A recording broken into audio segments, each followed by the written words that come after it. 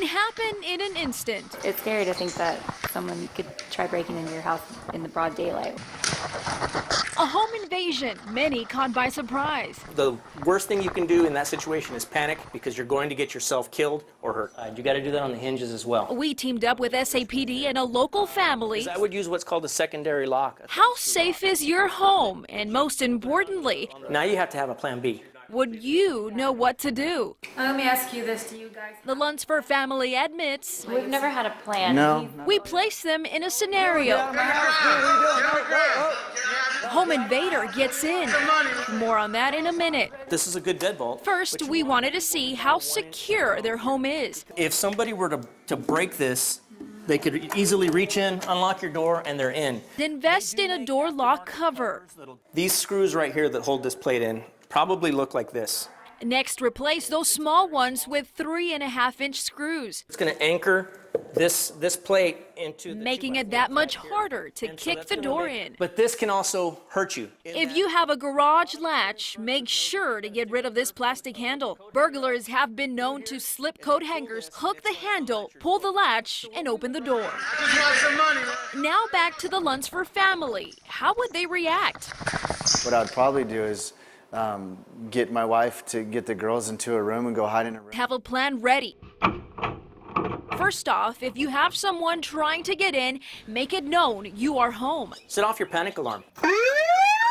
My biggest concern would be my kids. If your plan includes a safe room, quickly gather your family and hide. And if the invader makes it inside, You have to decide fight or flight. Yo, what are you doing? Get out of my house. I just want some money. I don't have anything. No, get out of my house.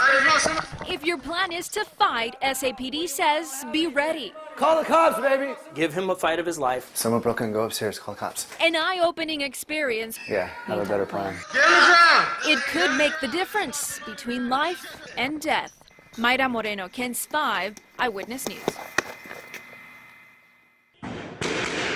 When shots were fired in Paris, killing 130 people, San Antonians heard it. It's 50 rounds. At Texas gun store owner Jerry McCall says many of his first-time customers are naming the ISIS attacks as the reason they're bearing arms.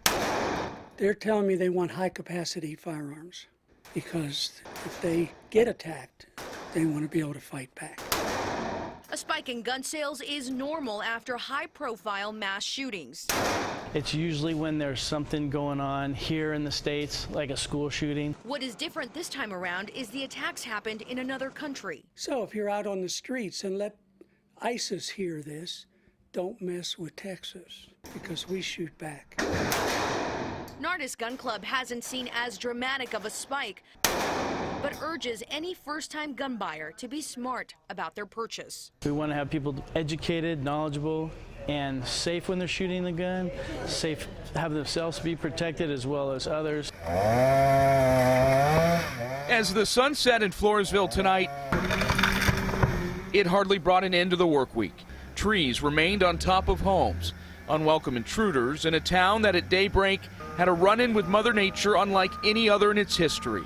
It was just an absolute crazy scene here this morning. At Teddy's barber shop, a few blocks from downtown, a close shave gave way to a close call. Tarps will serve as walls for a while, but at least the building is still here. Next door, we met 80-year-old Laura Castro, whose covered carport is now in another neighbor's yard, almost completely intact. Oh my God, am I really seeing this? No carport?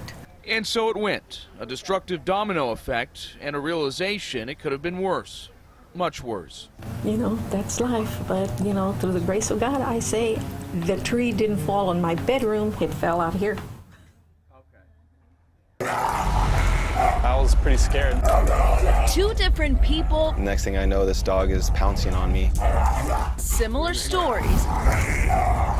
Jumped out and attacked my side. It was a little chain link fence. So Alberto Leandro was 9. I got too close. David Saldivar was 3. Both survived a dog attack. The dog was real close to biting my eye. It's really not fair to say one specific breed is the only breed that attacks. So as soon as he comes up to me and they jump up. Joseph Gonzalez, an animal behavior specialist with the San Antonio Humane Society. Turn away. He says 9 times out of 10, a stray dog wants to mind its own business. Many times they feel either challenged or threatened whenever they confront a person. And that's when he says they attack.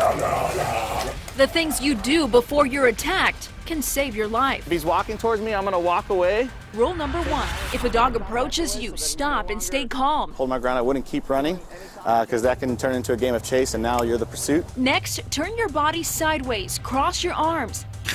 If you happen to carry self-defense spray, use it. But most importantly, do not make eye contact. Because even if I was turned away from the dog, but I'm looking at him, I'm still confronting them. But what if the dog starts to lunge at you? You have to run and try to get to a safe spot, high on a car or a tree. As young boys, Leandro and Saldivar were not able to get away. He took a little chunk out of my side. Blood was getting in my eyes.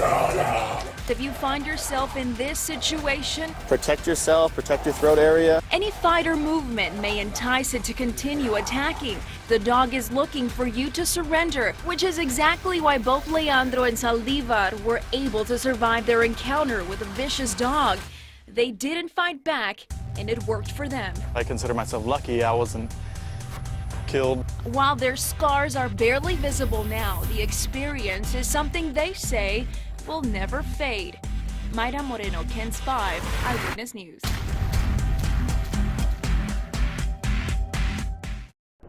That was a mistake.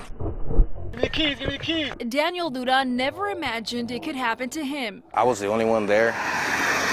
A late night, pumping gas, He pulls his gun out like that. the suspect forced him to get in his car and drive him to a location. After that happened, yeah, I thought of all types of scenarios. Too little, too late. It's something you have to prepare yourselves for.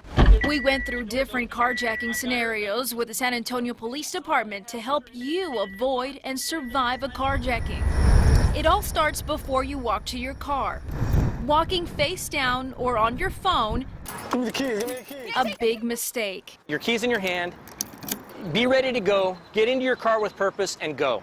Mistake number 2, sitting in your car, doors unlocked. Get out the car, get out the car.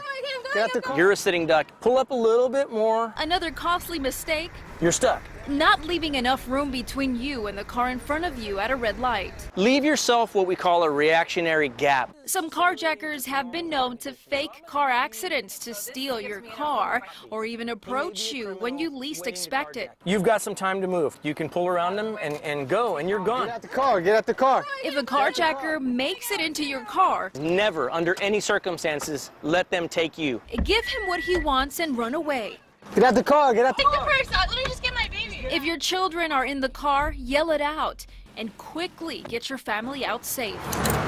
Give me the keys, give me the keys.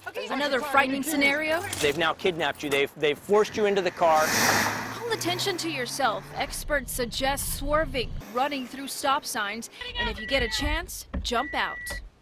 But what if you find yourself trapped inside a trunk? Most cars these days have these glow-in-the-dark latches. Pull it, open it, and run away. Who knows, he might have shot me. Duran says now he knows what he did wrong. Be aware of your surroundings.